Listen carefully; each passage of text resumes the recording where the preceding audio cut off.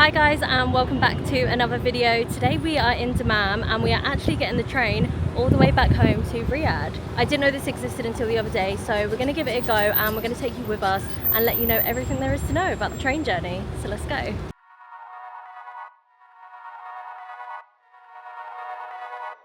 They have a little supermarket inside the station, so if you want to get some snacks for the ride, you can. These are our snacks. There's also a Dunkin' Donuts in case you want to get a coffee. So we've actually got suitcases that we're going to take on. You're allowed one medium cabin bag and one small one. Can you feel it, honey? Can you feel it, honey? Now you're way past that. All that bad, bad, bad, bad, bad, bad, bad. So bad, bad, bad, bad, bad. Can you see it, honey? Can you see it? Seeing past the trouble, now you know the meaning of it all. It all. Didn't think it happened so soon, but that one afternoon you finally moved out. So we just scanned our tickets. It was super quick and easy. They didn't actually check our bags, but just be wary that obviously there is some restrictions on your luggage that you bring. We're now outside again and we're going to board the train, so let's see what it's like.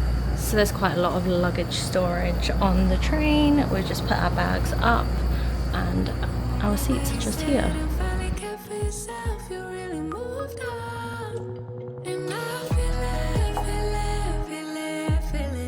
So we're actually in the business class cabin. There is economy as well, but we thought we'd do business class because the entire duration of the trip from Dammam to Riyadh is 4 hours and 20 minutes, so it's quite a long one. We did quickly get some snacks, but we were running quite late for time, so we will check out later if there's any food on the train. But yeah, I'll show you our seats.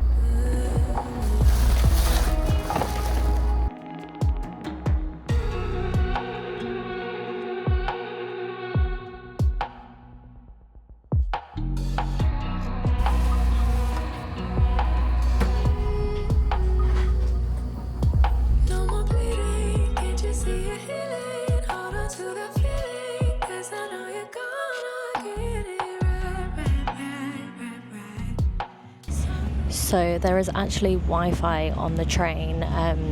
We're struggling to get connected at the minute, but we've got our laptops and we're going to see how well it works.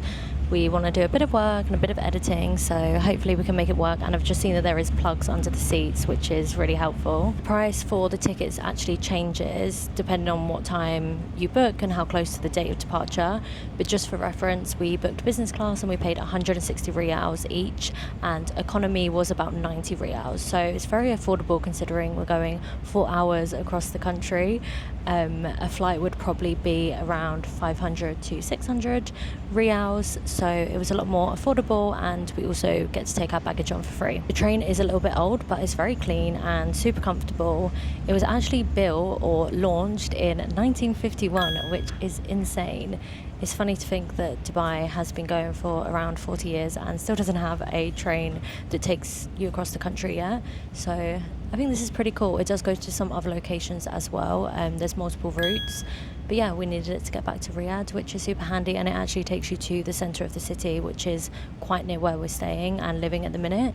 So very handy. Something to be careful of is when we actually booked our seats on the map, it showed that we were sitting in the ones we're sitting in now together, but when the ticket inspector come around to check our tickets, he actually told us that we're in the wrong spaces. I think Bradley is in the correct seat, but I'm actually meant to be over the road. They said that we can stay in these seats for now since the train isn't full, but if anyone gets on at the next 2 stops, then we will have to move. So just double check the seats you're booking, because obviously we want to be together for the 4-hour ride. We're very fortunate that obviously it's not too busy today, but maybe on the weekend it would be busy and you'd have to stick to your allocated seat. You can also see above the seats there is like extra space for baggage, so if you've got any big backpacks or anything, you can put them up there.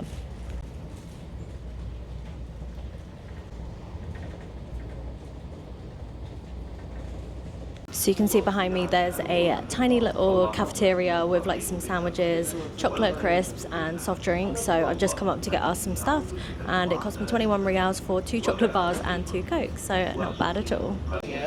And that's all. Thank you. 10 riyal only.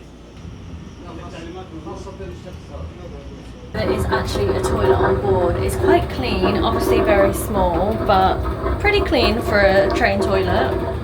So we've got about 1 hour left of our journey, and it actually made 2 stops. So it made one in Abqaiq and one in Hafuf.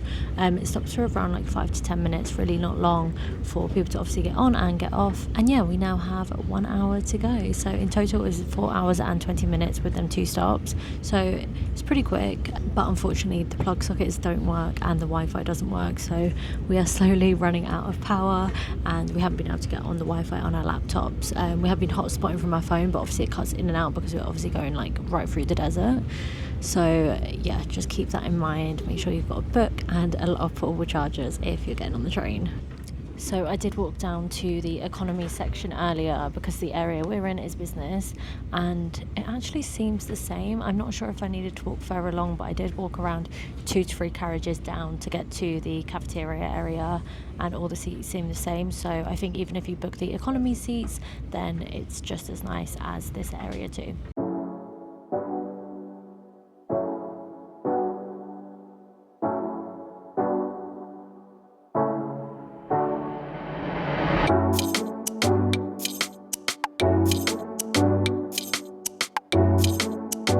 Arrived back in Riyadh after a 4 hours and 20-minute journey.